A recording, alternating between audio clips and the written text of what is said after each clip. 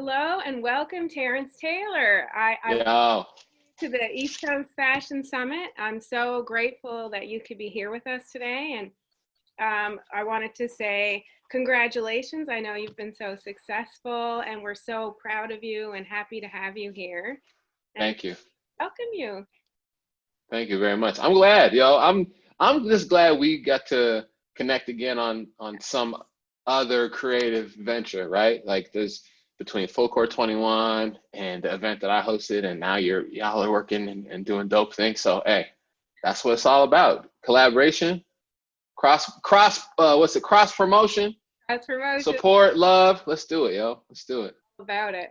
So let's start by telling the people, like, how were you always into filmmaking and videography, or how did you get your start in this industry? I've always been into film and story, but I don't think I knew that I don't think I knew how or even where it came from or how it all connected and tied together. Music videos I think would probably be like the first core of when I really got into visual, and this is just being a kid and just like watching BET or MTV or whatever. But I had no background in it. I had started a food business and literally couldn't afford to promote the business through traditional means, newspaper and advertising and all that stuff. So I was like, all right, I'll just make my own videos. And people liked them.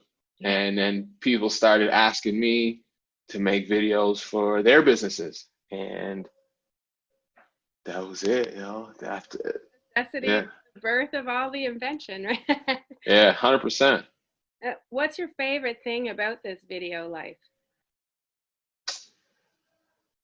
Um, I would say the freedom, the Yeah, creative freedom, the uh, the flexibility.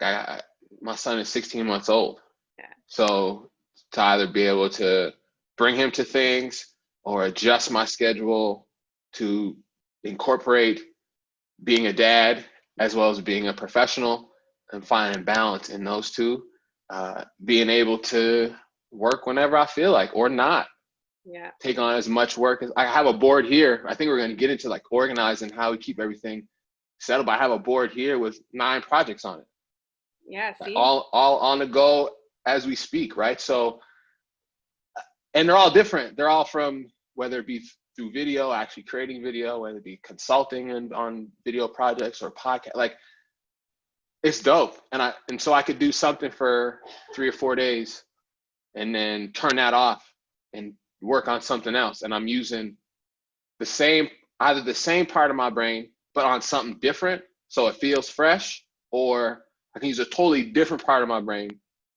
and feel energized by this other form of creativity versus if I'm just sitting editing all day and you just turn into a zombie after a while, right? you can't. You got to let that creative pop around. It's Yeah. definitely it suits you for sure. 100%. 100%. You need to be always going, right? That's it, you know. So a lot of people talk about how essential video is, especially in the fashion industry, to market. And would you agree with that?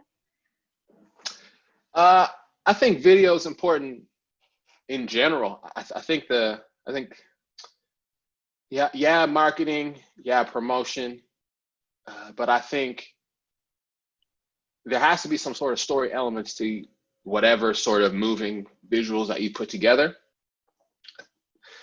Anybody with a camera can make a video, Hmm. right? You can just pick up your phone, swipe over, press the red button, press it again, and now you have a video. But that doesn't mean you told a story. That doesn't mean you accomplished anything other than you just captured some footage, Yeah. right? So I think, yeah, video is important, but it also can be a hindrance. It also could just, it can cloud people's understanding of what you do, what you have going on. You can have a bunch of videos. I'm guilty of this. I've had videos, but none of them actually said what I did. I just have videos. They were cool. They were fun to make. But in terms of somebody wanting to buy my product or buy my service or have an understanding of what it is I'm trying to do, it didn't those 7 videos didn't say the thing that one video told right, one story told properly could tell, right? So yeah, I encourage people to be creative. I think it also falls in line with photographers being frustrated that everyone with a phone is a photographer now. Yeah. It's like, you took a picture, but you didn't tell a story, right? And so I encourage people to understand the story element of video and understand that you are telling a story. You're just using a camera that captures a bunch of still images and it just keeps playing. But if it's not a story, Yeah, it's just a piece of content. Yeah, exactly. Right? Yeah, that story is everything, because if you're not clear about what you're saying, it's just another cool video. It doesn't say. Yeah. Yeah, you're right. Yeah. Would you be able to walk us through a bit of how you plan and execute some of these creative jobs? Like you said, you got 9 jobs on the board right now. So Right. you get that job. What's your kind of creative process? So it's cool because I have so many different things that come from so many different perspectives, different clients, different projects, right? So for example, I'm working on a project right now. We got a grant working with Citadel High, St. Mary's, Nova Scotia Health Authority to host conversations and tell us a story about masculinity and educating boys to become better men to help reduce domestic violence. Yeah. Right. So we're at a point now where we got 2 groups, high school and university students, and trying to figure out the best way to create something, right? We got a bunch of money and we've got a podcast series and a film. And that's really kind of all we have generally. So, the first step to that is, meeting with each of those groups individually, talking to the young people involved in it and gauging interest and seeing who wants to be involved, who wants to be on the camera, who wants to talk about, transphobia as a high school boy. Yeah. You know what I mean? Like that's tough, right? So I think one is finding the right people to be on camera, behind a microphone, understanding the team you want to work with. And then once you know who's involved, and you get their interests and what they care about, then it's easier to tell a story about the things that are connected to the people who are involved, right? Because I could have all kinds of ideas of what we could do, but if it doesn't connect to the people who I'm asking to tell their truth, it doesn't matter. Right. Right. So it's a lot of back and forth. It's a lot of, okay, you're paying me because I'm the expert, so you're going to let me do my thing. But at the same time, what are your goals and objectives? Because if I don't accomplish those, what did you pay me for? Right. Right. So yeah, a lot of collaboration, a lot of conversation back and forth, and a lot of the pre-production, a lot of that talk. If you can do the majority of your configuration and your troubleshooting and you're working through the issues before you press record, it saves you a whole lot of time on the back end. Because before, that's what I just was like, oh, I got a camera, cool, record. What am I recording? Oh, I got a bunch of footage. I don't actually have any purpose for this. No plan. Like, what did you do it for? Right? So if the more pre-production, the more planning, I think that goes with everything, right? Like, what's the old saying? Measure twice, cut once. Yeah. Oh yes. Right. So doing all that planning work to then make the process that much easier as you move through it. Yeah, and keep you out of that editing room.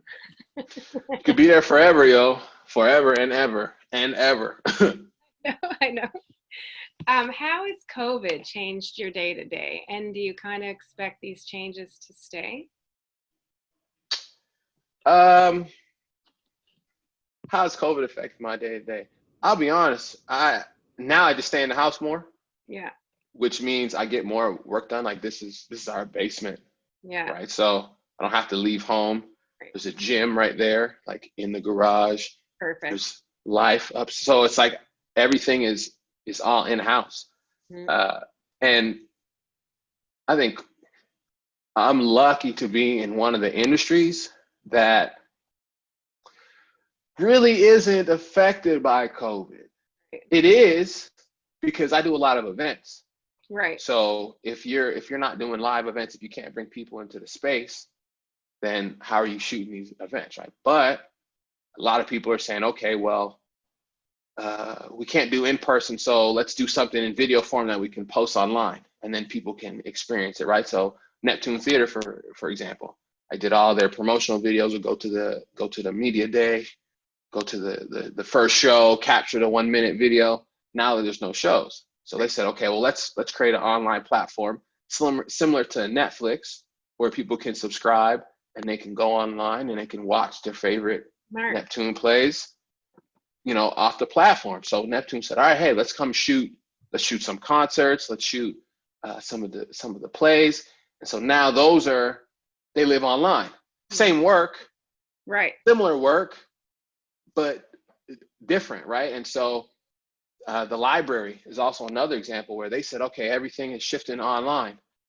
And this is cool too, because it goes beyond just shooting video. Yeah. And creating a product that essentially I have to be kind of hands on it the whole way through. Yeah. It's really just on me and how I creatively configure something. But working with the library, they say, we want to learn how to make video, right? And so they say, okay, well, can you teach us?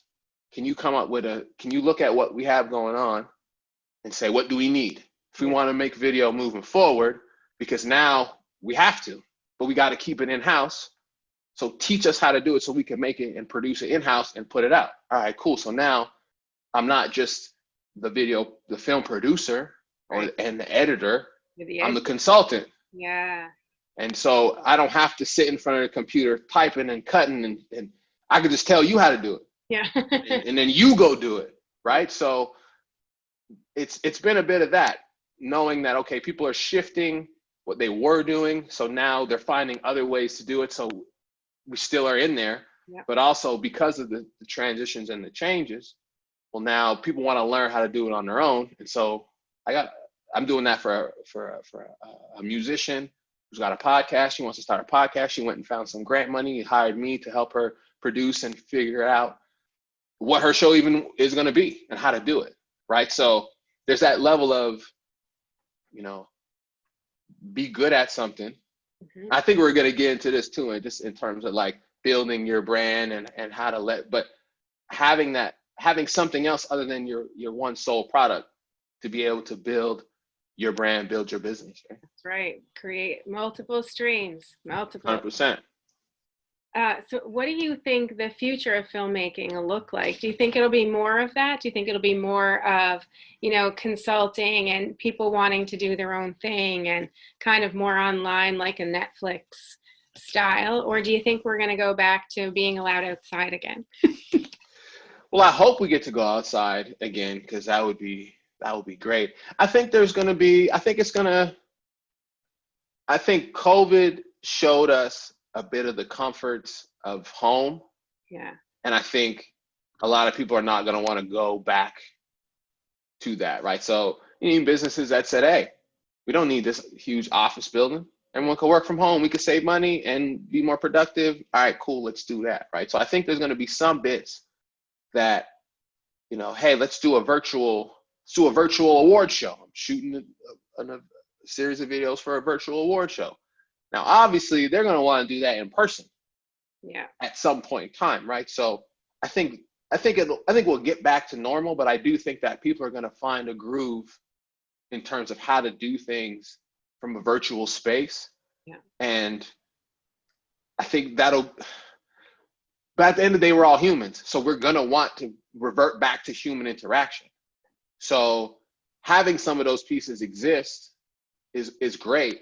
In the interim, I think it'll also become something that people get used to and they like. And so they have that alternative and that comfort to be able to do that. But I do ultimately feel like, hey, no, we're trying to be Atlantic Fashion Week on the runway, sitting, watching, human contact, and it'll go back. I think it'll go back to that eventually. Yeah. I hope you're right.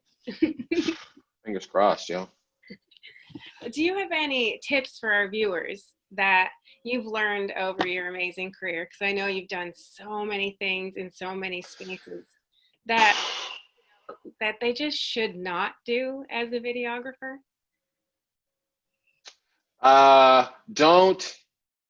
devalue your work.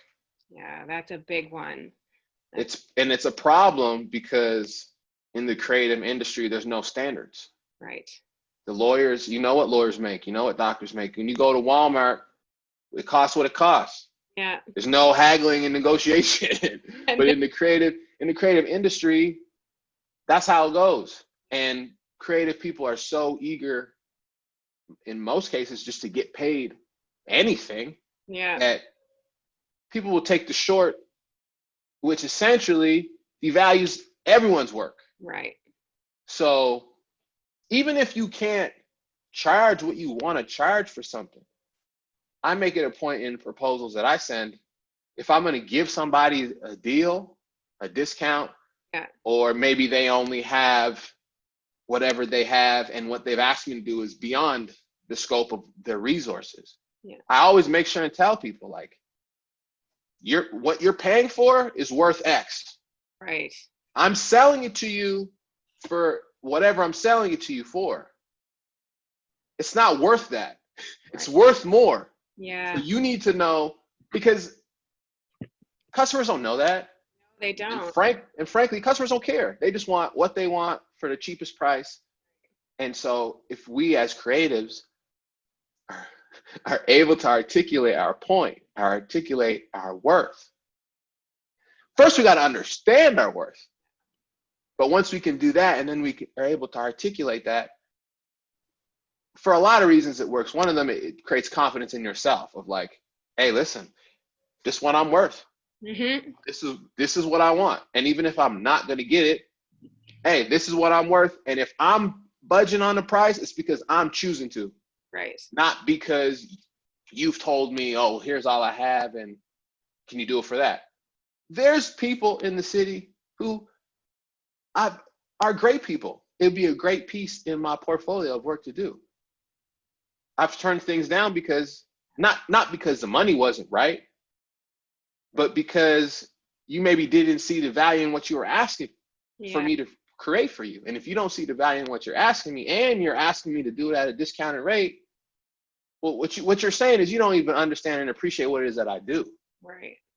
And so if you're not there, then what do you want me to tell you? But that onus is on the artist. That's not on the consumer who's not supposed to know. Right. We as artists have to articulate, we have to know our worth, and then we have to be able to articulate that clearly to people so that they know, oh, okay, yeah, this is, I paid $1,000 for this. It's really worth $2. And I'm really glad that you told me that it's worth $2, because now I know in my soul what I'm getting from you, even if this is all I have to work with. Right. I think that's really great advice.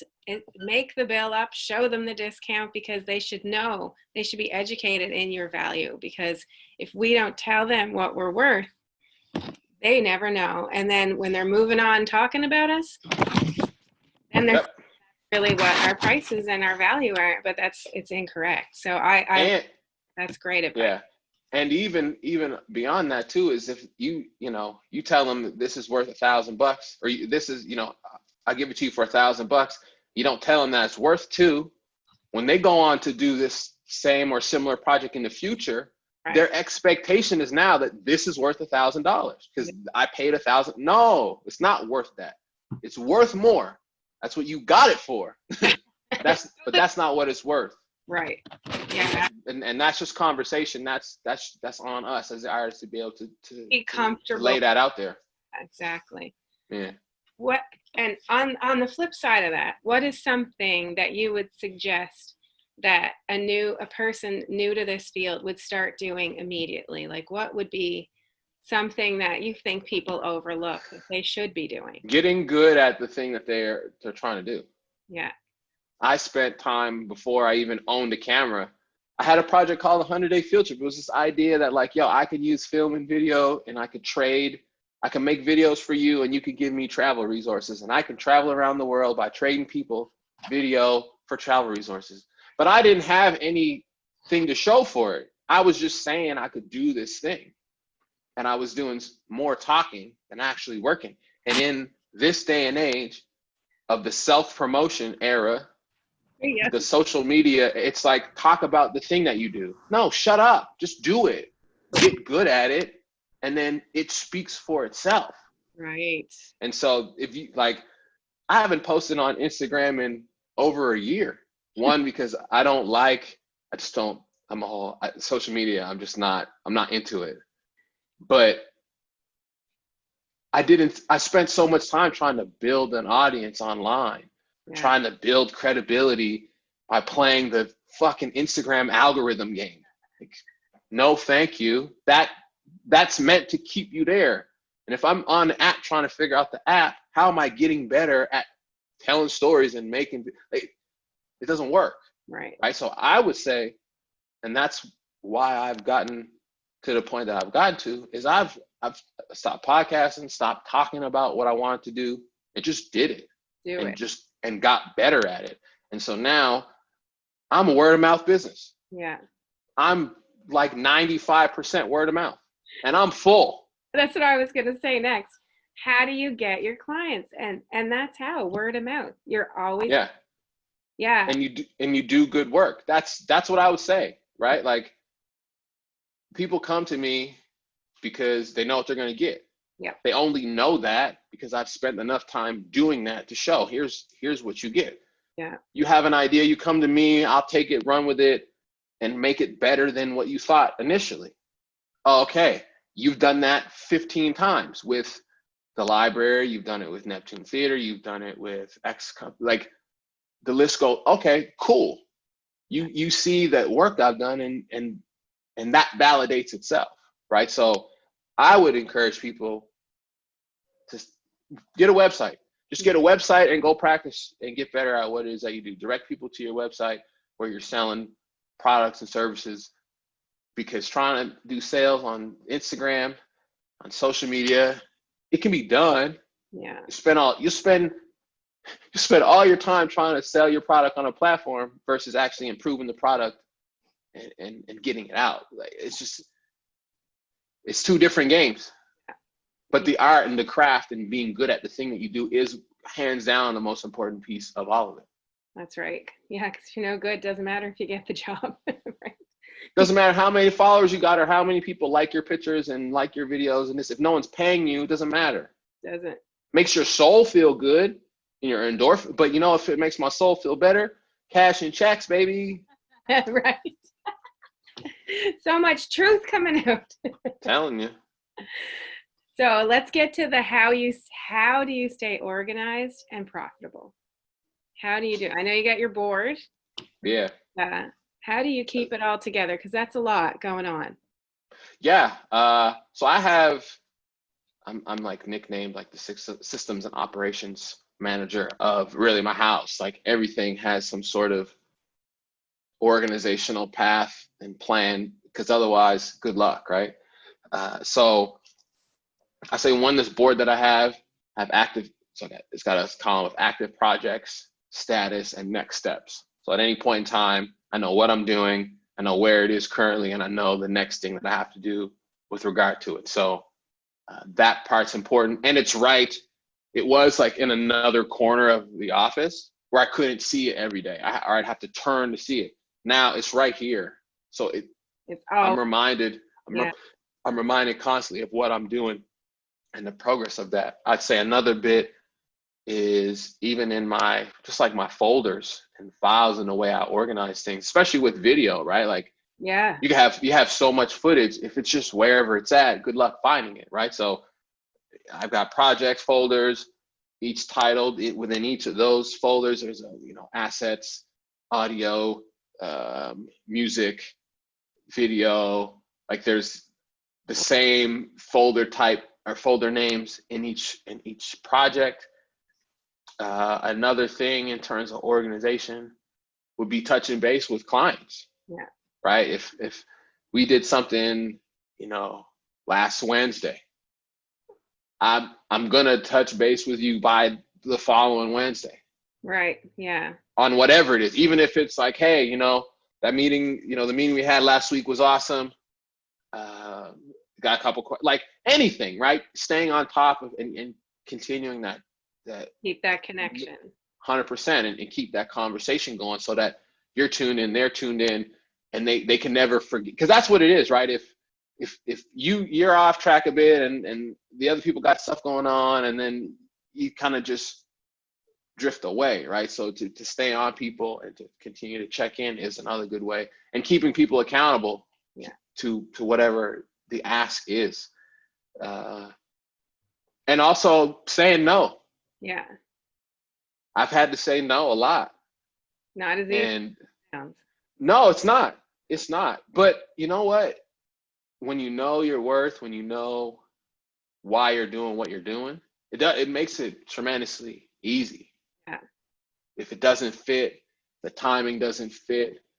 If I have a checklist actually that I don't use it anymore, but I used to use it where in terms of pricing, and I would say, how much travel is involved in this project, how much editing, how much pre-production, how much, how long are the shoot days, where is the shoot, and I have another column of like, how annoying will it be to go through this, right? Because that's a factor. Like, oh, I want to do this, but I have to work with this person who I really don't like, and maybe it's in the winter and it's going to be outside and it's going to be cold.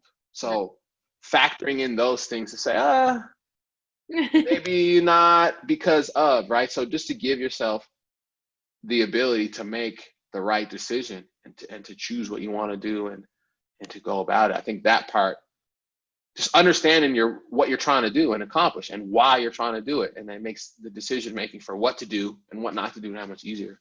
So easy. That is really good advice. I hope everyone's listening, because when you know where you're going, it's easy to get rid of the stuff that's in the way. Absolutely. I love that answer. Do you save all the footage that you ever shot? And kind of how do you decide what to save, where to save it, and when it's time to get rid of stuff? So I keep everything. Okay. Because I'm of the, like, what's it called? HBO did some series where Jimmy Iovine was in it. It starts with a D. I'm trying to think of what it's called, but they did some sort of video series, and they had like old footage of Eminem and Dr. Dre in the studio that had never been seen before. You're like, where the hell did that come from? So and because working in this city, I've already worked with repeat people. If I plan on sticking around here and I plan on staying in film and storytelling, this footage is going to come in handy who knows when, right? So I keep everything, because I never know when I might want to pull from something. I never know, maybe somebody will come to me 5 years from now who I worked with 2 years ago. Right. And we're able to use that. So it's kind of like, shoot everything. Yeah. If you have a purpose for it, don't just run a camera just to run it. But if it's purposeful and there's a meaning behind it, shoot it and stash it, right? I've got 5 hard drives sitting right here. And I got 2 backup ones that just have what 2 of these have. It's just sitting in, so it's there, right? So that way, no matter what happens, I have the footage, no matter what. Yeah, that's awesome. I'm sure you have a little bit of me. Don't show the people. Yeah, I got the goodies, yo. Don't worry. You do, I know. What do you do to organize yourself when there's other professionals in the space you're working in? Like, for example, you're there, but there's also a photographer, there's also actors, I know you've been in places, well, Full Court 21, you were in the middle of everybody playing like a bunch of athletes trying to rip each other apart, and you're wheeling around on a chair. Like, how do you do this? So because of my size and physical appearance, I'm already kind of like an intimidating. If you don't know me, right, you could think I was the scariest, biggest, blackest dude you ever did see. Sweetest. Nicest guy I ever know. But you have to know me in order to know that, right? And so I make it a point to, whether I bring someone into my space or I'm entering into someone else's space, to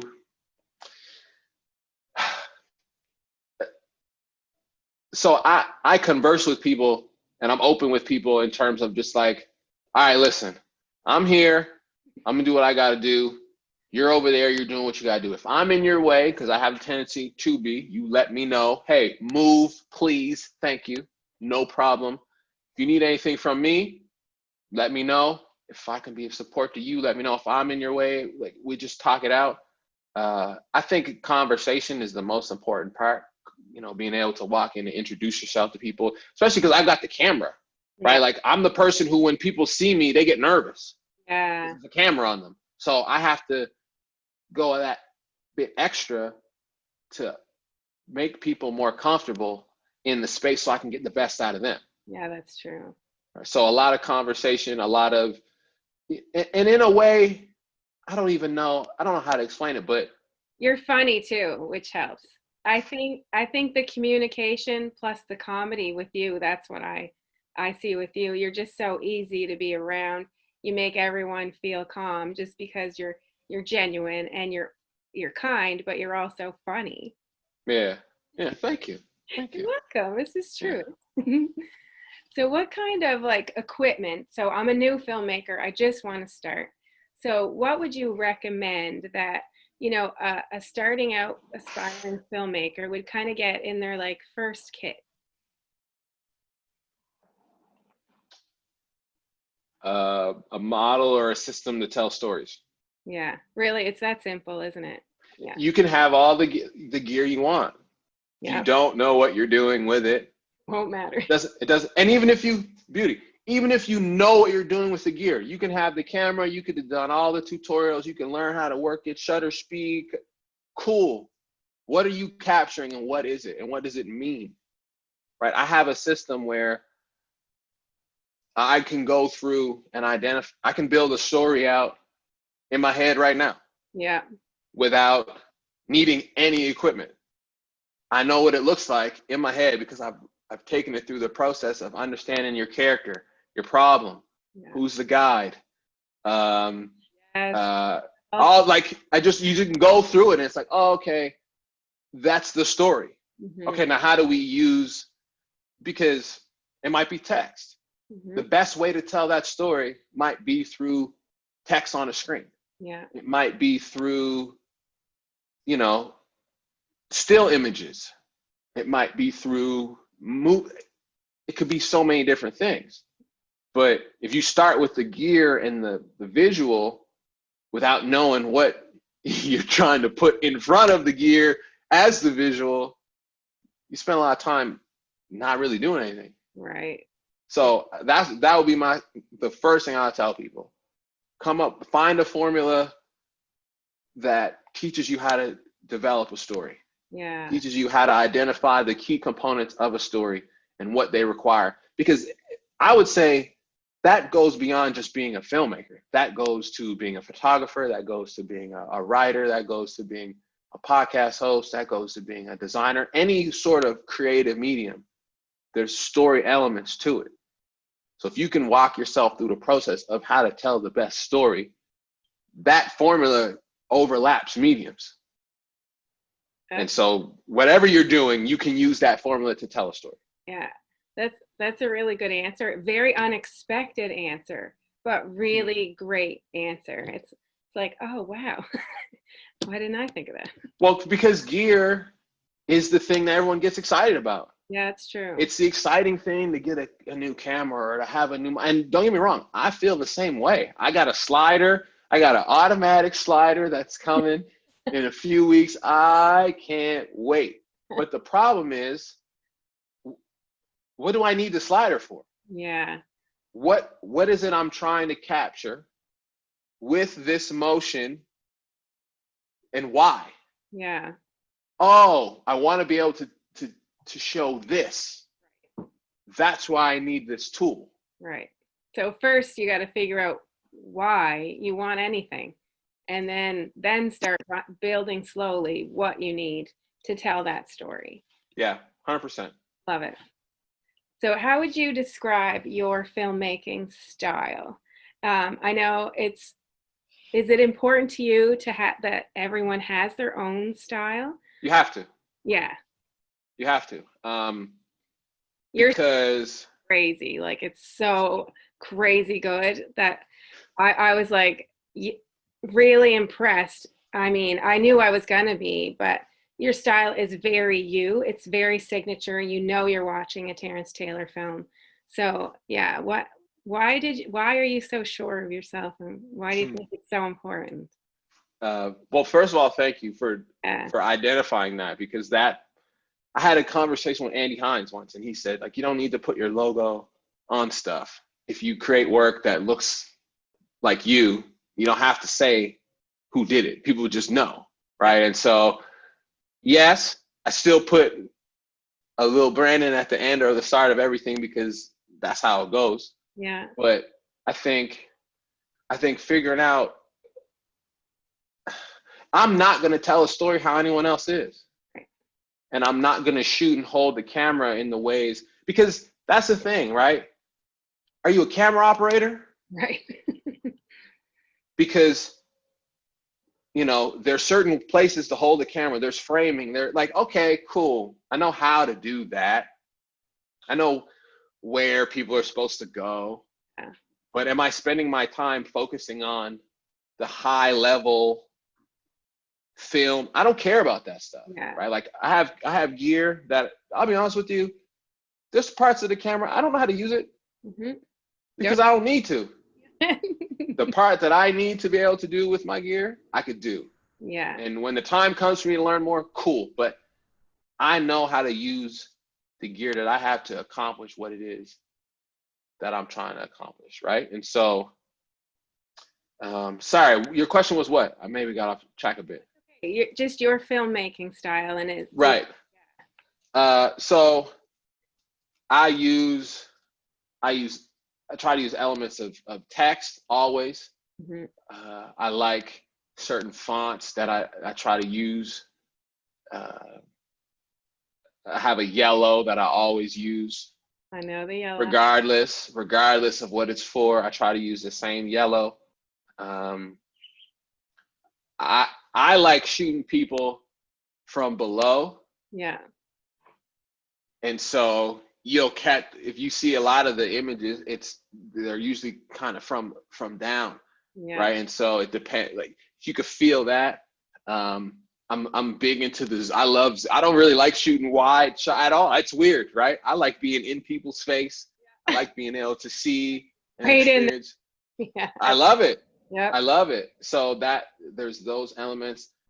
There's always going to be some sort of musical hip hop influence. But If I can get away with it, right? Certain clients, it's like, that's not the feel. yeah, Don't do that. But if I can get away with it, there's going to be some sort of hip hop elements to it. Um, I try to use sound effects in ways that maybe you weren't expecting.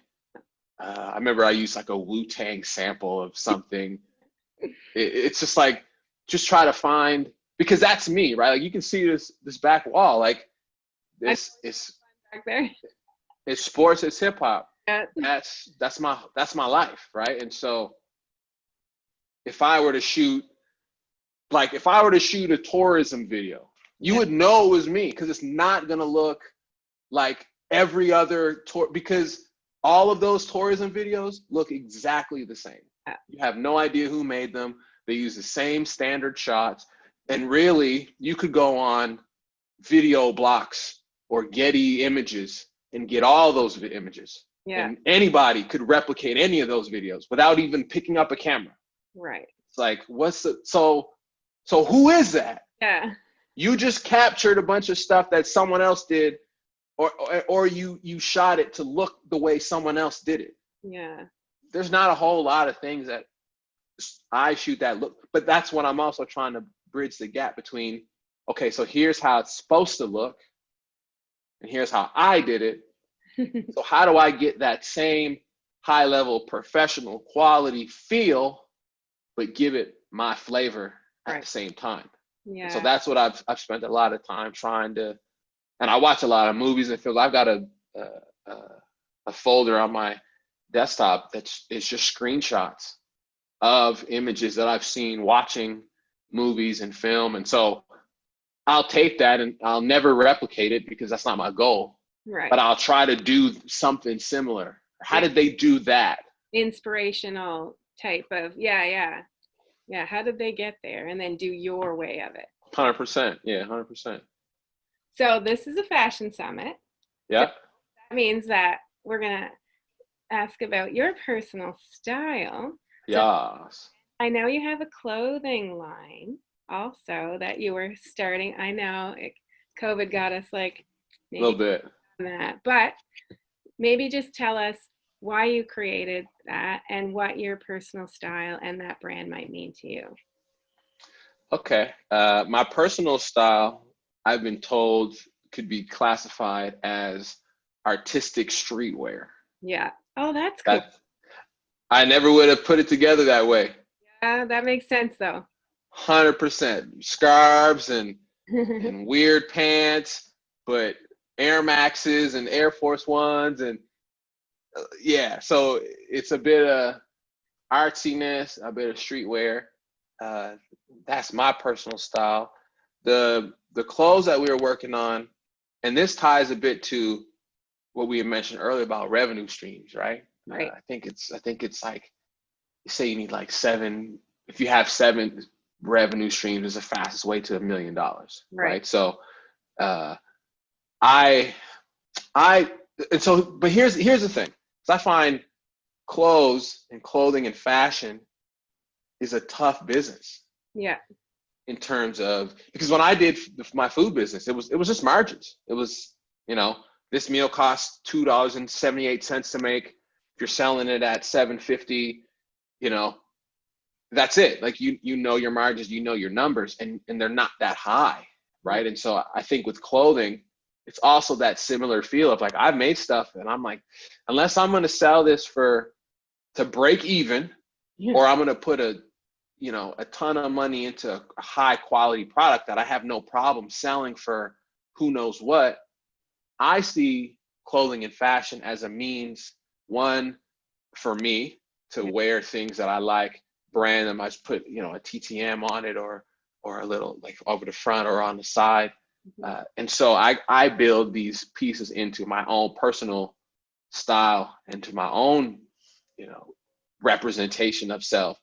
But I'm not wearing the blue polo shirt with the little embroidered thing on the side. Like, it's just not me, right? So I use it as, walking promotion for myself. I'm also planning on using it to couple with the other service offerings that I provide, right? So I don't want to, and if I'm selling people, $15,000 worth of video, I don't care to sell you a $30 hat. I don't care. Right. But if that $30 hat that maybe cost me $15 to produce can somehow be accompanied into this service package that has nothing to do with clothing, Right. but it makes you feel really awesome and enjoy the experience of working with me, and you get this cool thing. Oh, I like this guy, and I get cool stuff. It's like these legendary dinner parties where they have these These great. epic gift bags. I'm going to the party with the good gift bags. Right.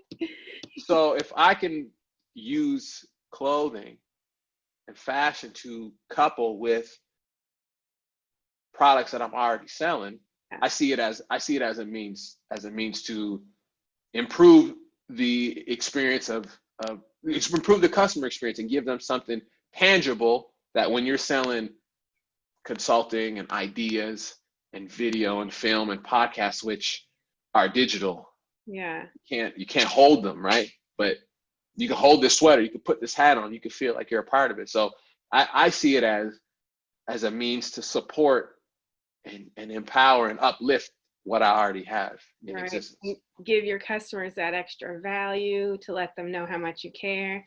Yeah, 100%. that's really cool. I see that about you. Just like overall, I know this is kind of a tough question, but what's the most important or one of the most important pieces of advice you've ever been given?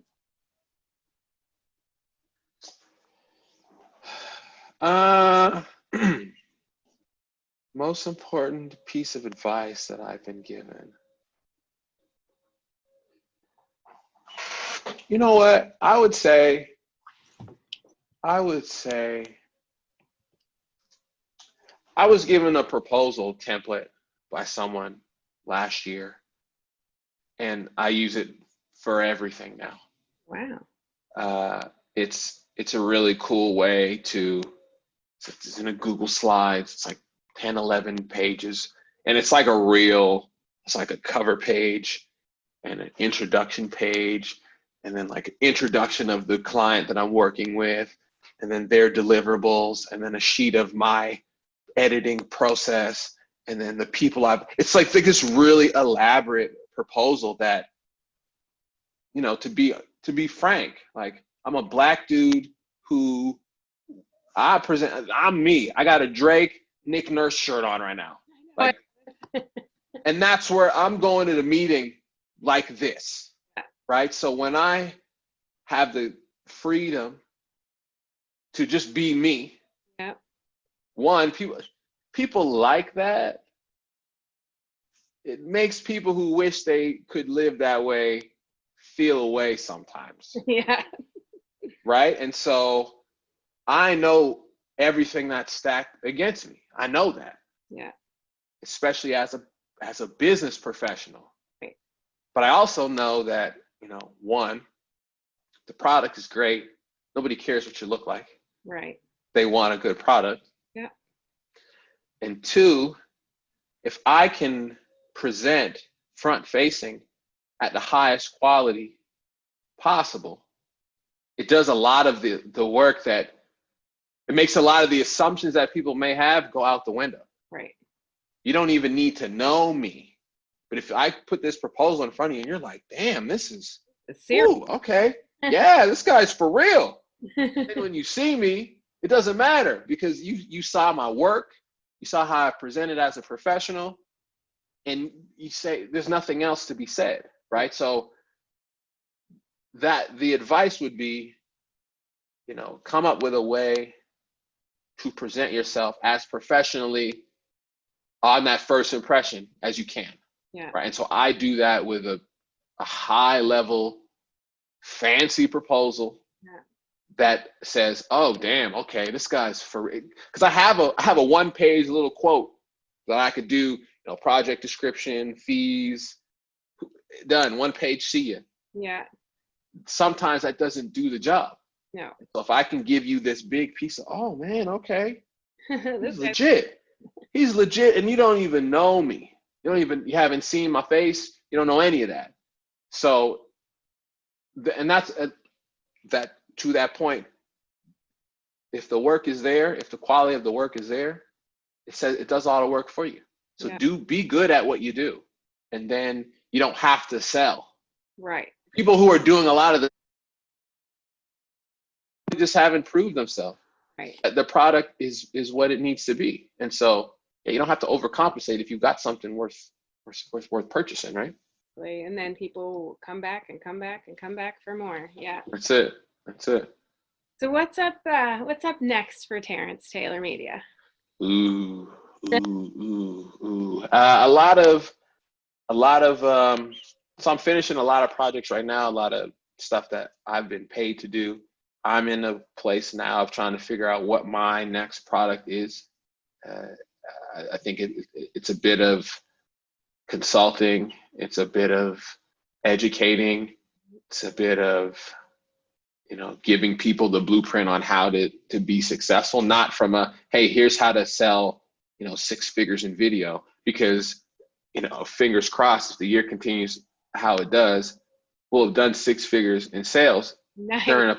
during a pandemic. Nice. Right? So if I can formulate and articulate how I did that, and the strategies used, how I built the business, and what I did in order to network, and the value of word of mouth, and how to generate word of mouth, right, and give people the actual skills to say, okay, well, shit, I paint, take photos, or I do whatever. Here's how to think about your success in your business in a different way. Because I have an education degree, but I don't want to teach in a school and all that red tape and all that nonsense. I'm not interested, right? But how do, and I'm successful at a thing. Right. So I could tell you how to do it. Right. So now how do I teach people how to harness that energy and that knowledge and essentially be a mentor to folks be the mentor to people who I wish I had when I started and was like, I don't know how to do anything. Absolutely. And so to be able to give people that support to be successful, that's the next step. Yeah, that's a good next step. I might talk to you about helping you with that. Yes, please. Yes, please. Let's do it. I'm down. I got you. I'm down. Special thank you to Terrence Taylor from Terrence Taylor Media for being with us today. I appreciate you so much. And thank you to everyone that's watching the East Coast Fashion Summit today. I hope you got as much value as I did. This was a great session, Terrence. Thank you so, so much. Thank you. Thank you. Thank you for having me a part of all of this conversation, this new venture, this connecting people, this sharing of knowledge and information. It's what needs to happen. So keep it up, yo. Thank you so much. Have a great day. Kisses to mama and baby. Yeah, of course, yo, of course, easy. All right. Take care, bud. Bye. Bye.